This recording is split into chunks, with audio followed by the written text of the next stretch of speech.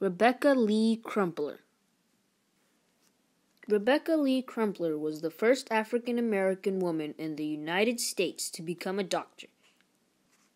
Rebecca Lee Crumpler was born Rebecca Davis in Delaware in 1831. She learned about medicine from her aunt, who often cared for sick neighbors.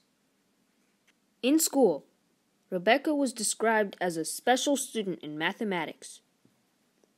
Once she finished school, she worked as a nurse for various doctors for several years. Rebecca was accepted to the New England Female Medical College in 1860. This was the first medical college for women in the world. At the time, many white male doctors looked down on the school and mocked the idea of women as doctors. They believed women were incapable of practicing medicine and that studying human anatomy was inappropriate for women's sensitive and delicate nature. But Rebecca knew that she had the strength, experience, and talent for a career in medicine, so she pushed forward with her education. While in medical school, Rebecca faced harsh racism. Faculty and administrators did not want her to pass because they felt that she had not shown enough progress. Despite this, Rebecca graduated in 1864. She was the first African-American woman to earn a Doctor of Medicine degree. After she graduated, Rebecca practiced medicine in Boston. She followed her aunt's example and took care of the people who needed her help the most, particularly African-American women and children living in poverty.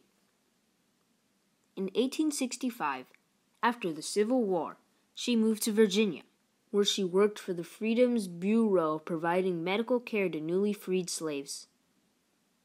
Rebecca used her career to spread knowledge.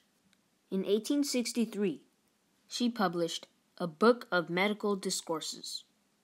The book focused on women and children's health and talked about many common medical issues that mothers experienced. This book was one of the first written by an African American about medicine. Rebecca's legacy continues to inspire others to pursue their goals in medicine. One of the first medical societies for Black women is named in her honor, the Rebecca Lee Society. Her old home in Boston is now a shop on the Women's Heritage Trail.